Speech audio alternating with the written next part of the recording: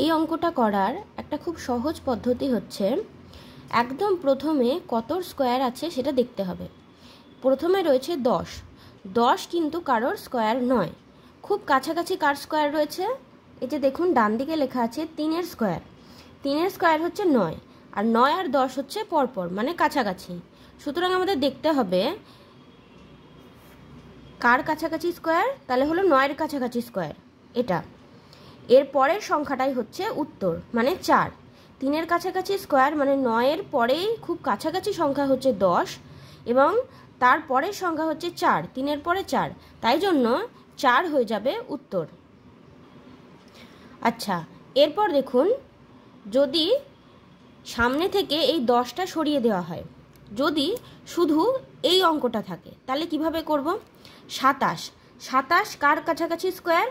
5-এর, 5 5-এ 25, 5-এর square 25, তাহলে 5-এর পরের সংখ্যা কত? 6। তাহলে যদি এইরকম উত্তরটা এরকম প্রশ্নটা দেওয়া থাকে তাহলে এটার উত্তর হয়ে যাবে 6। আচ্ছা, এবার যদি এইরকম অঙ্কটা দেওয়া থাকে তাহলে আমাদেরকে দেখতে হবে 65 কার কাছাকাছি স্কোয়ার? 8-এর কাছাকাছি স্কোয়ার হচ্ছে 65, 8-এর স্কোয়ার 64, তার পরের সংখ্যাই হচ্ছে 65, তাহলে 8-এর ঠিক পরের সংখ্যাটা 9। তাহলে যদি প্রশ্নটা এইরকম থাকে তাহলে উত্তর হয়ে যাবে 9। আচ্ছা, এইটা তো আপনাদেরকে দেখালাম যে শর্টকাটে কিভাবে হবে, এবং যদি এই অঙ্কটাকে ভেঙে আমরা করতে চাই অর্থাৎ কিভাবে 4 এলো সেটা এবার আপনাদেরকে করে দেখাবো। প্রথমে আমাদেরকে শুরু করতে হবে ডান দিক থেকে। 256 কার স্কোয়ার? 16-র স্কোয়ার, 16-র স্কোয়ার হচ্ছে 256।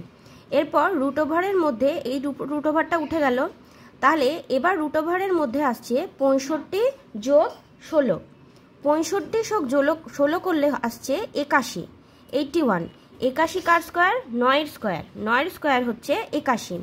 এরপর রুট ওভার উঠে গেল, এই রুট ওভারটা উঠে গেল, এরপরে আসছে 27, 27-এর সাথে রুট ওভারের মধ্যে এবার যোগ হবে 9, 9, 27 আর 9 যোগ করলে হচ্ছে 36, 36 কার স্কোয়ার? 6-এর স্কোয়ার।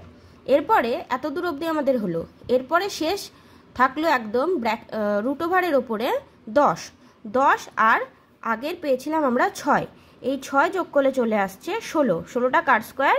6-এর স্কোয়ার। তাহলে উত্তর বেরিয়ে গেল 6।